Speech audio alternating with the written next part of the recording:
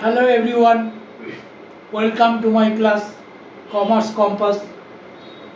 So today's topics for discussion is income tax terminology under New Income Tax Act 2025. So now we will discuss tax year under section 3 of the Act 2025. The New Income Tax Act 2025 replaces both the previous year and assessment year by a single unified tax concept called tax year. So both previous year and assessment year is replaced by tax year. It is a straightforward period of 12 months from 1st April to 31st March. So say tax year starts from 2026 2027 tax year. This is from 1st April 2026 and ends on 31st March 2027. Okay. Now income earned in the tax year is chargeable to tax at the rate specified in that tax year.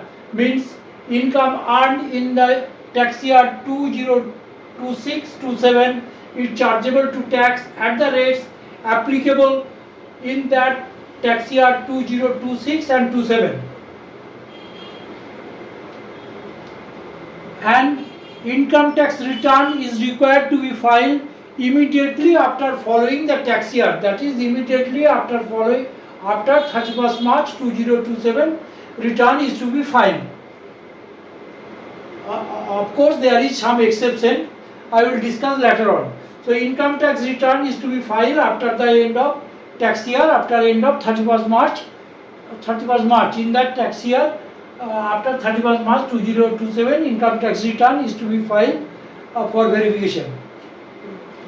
In case of newly set up business, for newly set up business or profession, tax year may be less than 12 months. Say in case of a business say started in July 2026, in that case tax year would be from July 2026 and it will be ended on 31st March 2027, not from April to March. So in case of newly set up business, the tax year may be less than 12 months. Now after the end of tax year, income tax return is to be filed and verification procedure, that means assessment is also to be completed after the is also to be started after the end of the tax year. But here is some exception. If the AO, that means if the assessing officer requires an individual taxpayer and an assessee is required to submit his return within the tax year and assessment procedure to be completed, within the tax year. There is some exception. What is that exception? In case of a non-resident from shipping, in case of a non-resident living India either permanently or for a longer period of time, in case of a body is formed for shorter duration, in case of a person trying to alienate his asset with a view to avoid tax payment, and in case of discontinued business. In all these 4 cases, the AO may require assessee to submit income tax return within the tax year and to complete the assessment procedure within the tax year. In all other cases, income tax return to be filed after the end of the tax year. This is the new tax year concept. Now, who is treated as an assessee under the Income Tax Act 2025? An assessee under section 2 subsection 11 means and includes the following: a person who is liable to pay tax on his own income or the income of the other person for which he is liable to pay tax under section 99 of the Act 2025 corresponding to section 64 of the Act, IT Act 1961, that means clubbing. So we will details take up the clubbing section 99 of the Income Tax Act 2025. And a person under representative capacity, section 303 of the IT Act 2025, and a person who is assessee in default under section 398(1) corresponding to section 201 subsection 1 of the IT Act 1961. So an assessee means a person who is liable to pay tax on his own income or the income of the others, a person under representative capacity, and a person who is assessee in default. An assessee in default means a person who fails to fulfill his statutory obligation under section 398(1) of the Income Tax Act 2025. So let us take an example. Who is assessee in default?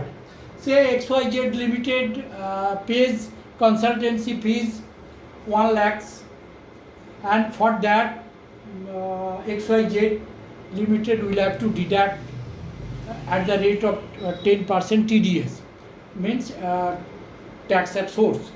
If the XYZ Limited doesn't deduct the tax at source, or deduct the tax at source but didn't deposit the amount with the government section, then XYZ may be considered as a assessee in default.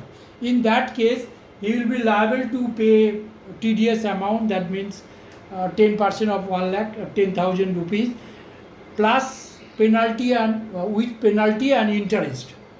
Even if the taxpayer pays, his consultant pays his own tax, own dues.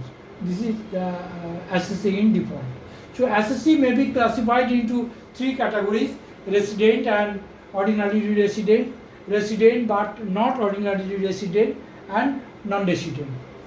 A person under section 2 subsection 77 of IT Act 2025 means and includes the following: an individual,